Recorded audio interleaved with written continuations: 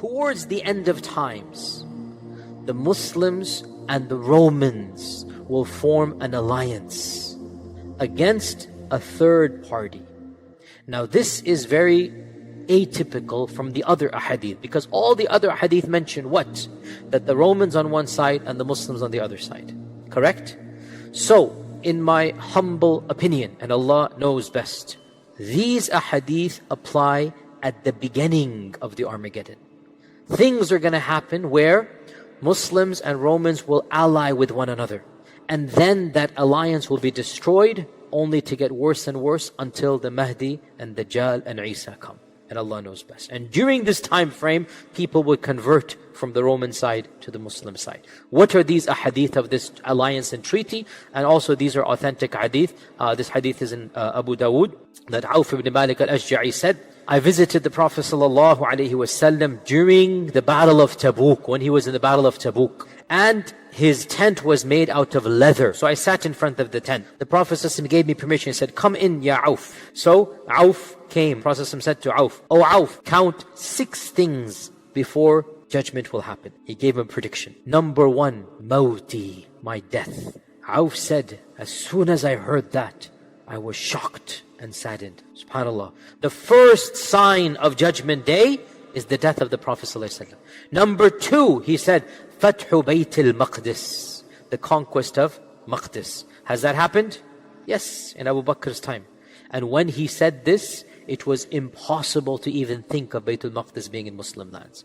Wallahi, it is one of the biggest miracles of the truth of Islam that our Prophet ﷺ predicted these things, and they took place within a year after his death. A year after his death, Bayt al-Maqdis is conquered. One of the most unexpected historical turns for Western historians is the rise of Islam. It is inexplicable. They cannot explain it. How could a group from their perspective of ragtag Bedouins come and disrupt human civilization, destroy the Sassanid Empire, carve out the Byzantine Empire, create a civilization that was even more glorious than the both of those previous ones combined? They don't understand how that happened. So for us, our Prophet ﷺ said, number 2, it will be the conquest of Jerusalem. Number 3, a plague that will come amongst you and destroy your children and your wealth and property, and it will purify your good deeds. Number 4, wealth will be distributed amongst you so much that if a person is given 100 dinars, he would not be happy.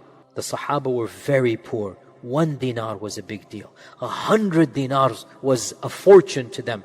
And we're now at a time when 100 dinars is, okay, no big deal. We're at this time now.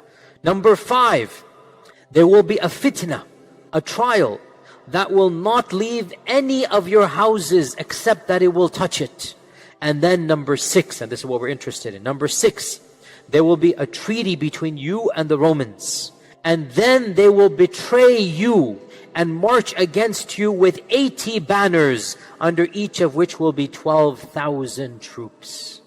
In other words, 100,000 people. This hadith is in Ibn Majah. Another hadith mentions that you will form a treaty with the Romans, and you will fight an enemy common to both of you. Then you will be victorious, and as you are returning back, one of the Romans will raise the cross on a mount and say, this has caused us victory. And a Muslim will get angry and destroy that cross, say, Allah has caused us victory.